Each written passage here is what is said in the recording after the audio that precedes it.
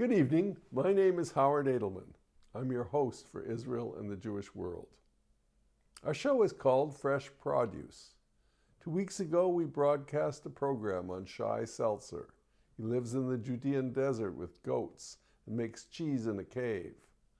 We tried to locate him for years. But my wife was at COSTCO and saw Yanna Gur's book on food and the current culinary experience in Israel.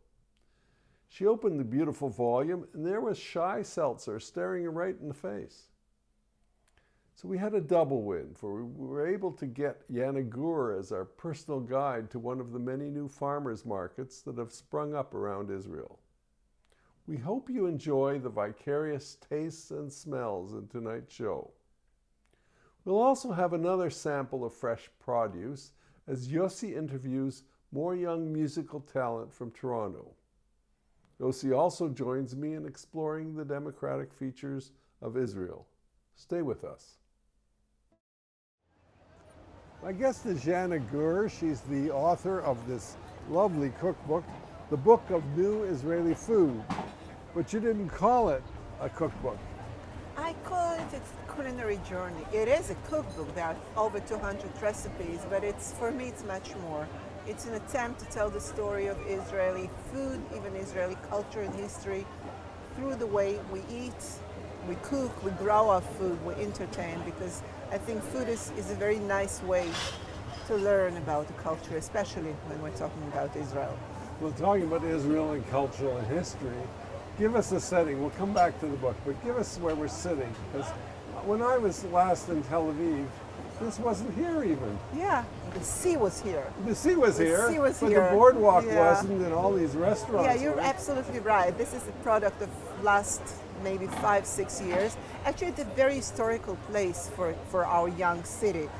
We are on the border of Tel Aviv Port and Tel Aviv Old Exhibition Ground. Tel Aviv Port, which was created in the 30s, was the first Hebrew port, the first Zionist port. Actually, my father-in-law worked here. Really? And my husband grew up in this port. And then when the Ashdod port, the bigger port further south, was created, this port was pretty much abandoned. And the exhibition ground, which was also built in the 30s and was seen for very important international experts. Actually, the first concert of the Philharmonic Orchestra, the Israeli Philharmonic, was right here, right down here.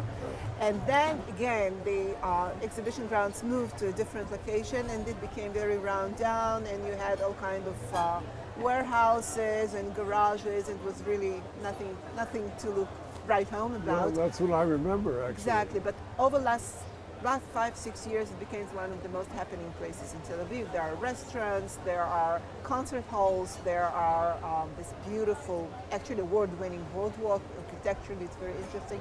It's a great place, especially on Friday, because everybody's out and people are just, you see how busy it is today here. No, it's terrific. Yeah. And this restaurant is...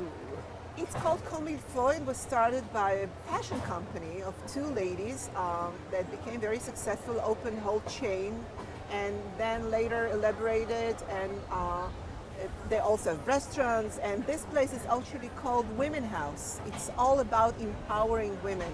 So we have all women's spa, and we have some boutique, and we have some art gallery. We even have women-only sex shop here. Very sort of sophisticated and really feminine, yes, which is called Sisters. And this lovely restaurant as well, and it's a really cool place. It's one of my favorite places here in the Namal. Well, let's go back to your book on new Israeli food. Yeah. New Israeli food. What's new about the Israeli food? What's new? Well, I mean, I know new. they have great restaurants now. Look, obviously, they're coming a lot to Israel. I understand. So, I think you're the right person to observe how changed everything about food is over the last 10 to 15 years. You know, I used to be a flight attendant for El Al in the 80s. Oh, you were? Yeah, yeah, to finance my studies. And I used to have this list of goodies, list of stuff that I would bring home with me from my travels, chocolates and cheese and stuff like that. You know that I would bring orange juice from New York to Tel Aviv, Tropicana orange juice, because there was no commercial orange juice in Israel. Israel, the land of The orange oranges, groves. right, and You can fresh press, orange, you can because squeeze fresh your own. oranges. Yes, you can squeeze your own juice, There's but in the nothing like that. supermarket, nothing.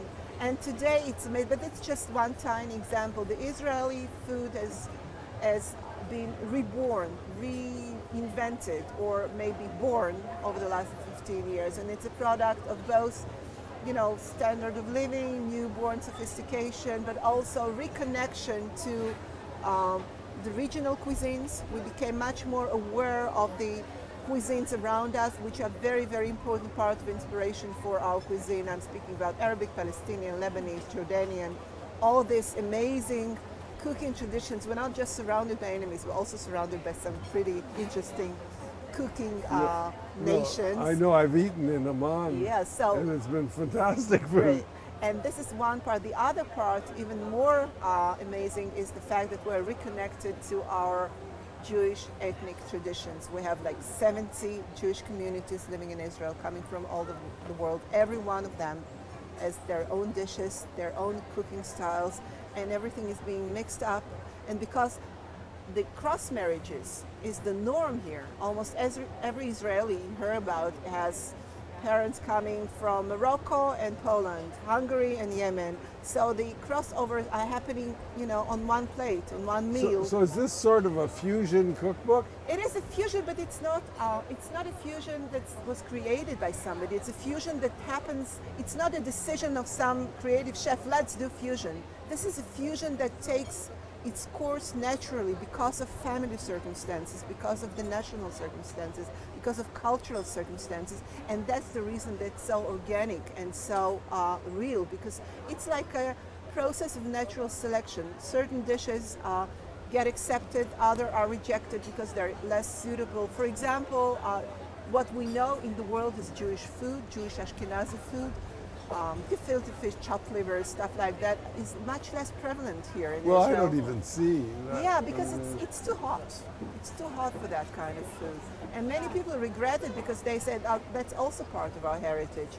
On the other, Jewish Mediterranean food, the Jewish Middle Eastern food, the Jewish North African food like Moroccan, Yemenite, Iraqi, Kurdi, Persian is very much part of mainstream Israeli cooking. Every time a new dish, for example, shakshuka, that you may have heard about, Libyan shakshuka is now very trendy, and it became part of the iconic Israeli foods only recently, and there are many more examples like that. But we have to see real food. Okay. There's a market you promised to take me to. Tell me about the market. Market, it's actually the first farmers market we have. We have some pretty terrific open air markets in Israel, as you know, big agricultural markets. This is more like farmer markets you have in North America. Yeah, Toronto, we have a lot of them. Yes, this was the first. Now we already have 5. It's pretty small comparing to the open air market, but it's unique because you only have small growers. You have some organic produce, you have some very unique, agriculture is extremely important in Israel. Israel is so proud of their agricultural achievements. And you're gonna see, I think, some terrific stuff. It all depends on the seasons. When you go to a farmer's market, you don't really know what you're up to because the seasons change. That's the whole beauty of it. Let's go on a voyage of discovery. And get some food. Your book was a voyage of discovery. We'll do a voyage of discovery in the market. The voyage continues with Israeli food. Okay.